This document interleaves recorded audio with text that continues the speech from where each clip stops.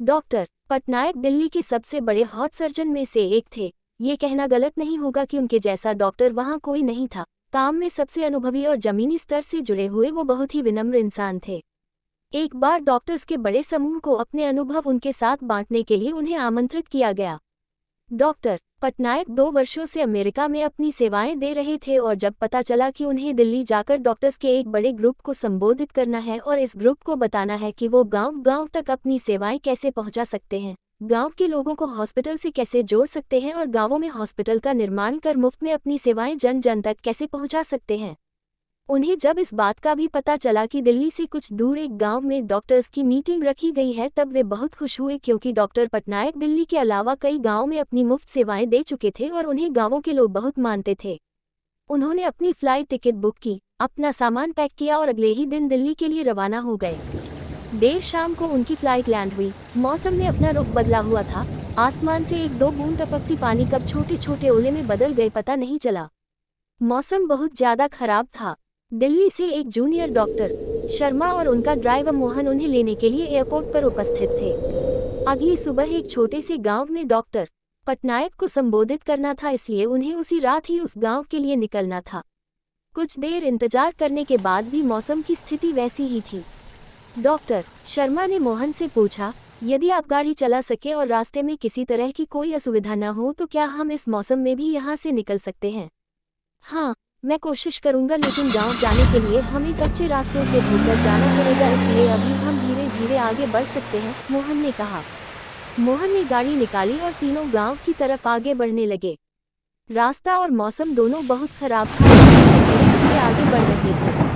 कुछ दूरी तय करने के बाद जब वे एक गांव से गुजर रहे थे तब मोहन को महसूस हुआ कि उसके गाड़ी का एक टायर पंचर हो गया। उसने गाड़ी रोकी और नीचे उतरकर बारिश में भीगते हुए उसने टायर को चेक किया। टायर पंचर था। उस गांव में बहुत अंधेरा था। मौसम खराब होने के कारण वहां बिजली नहीं थी, लेकिन मोहन ने देखा कि पास ही के एक घर से रोशनी आ रही थी।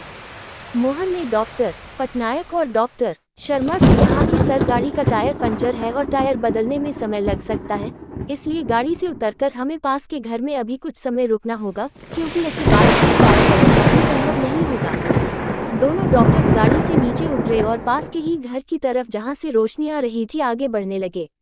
उन्होंने घर का दरवाजा खटखटाया, लेकिन अंदर से किसी भी तरह की कोई प्रतिक्रिया नहीं हुई।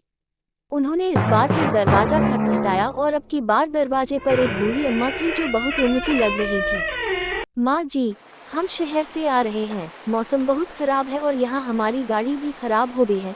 यदि कुछ समय तक आप हमें यहाँ रुकने दें तो आपकी बड़ी मेहरबानी होगी। डॉक्टर शर्मा ने बूढ़ी अम्मा से कहा, क्यों नहीं, आप सब अंदर आइए, मैं आपके लिए चाय बनाती हूँ, बूढ़ी अम्मा ने जवाब देते हुए कहा।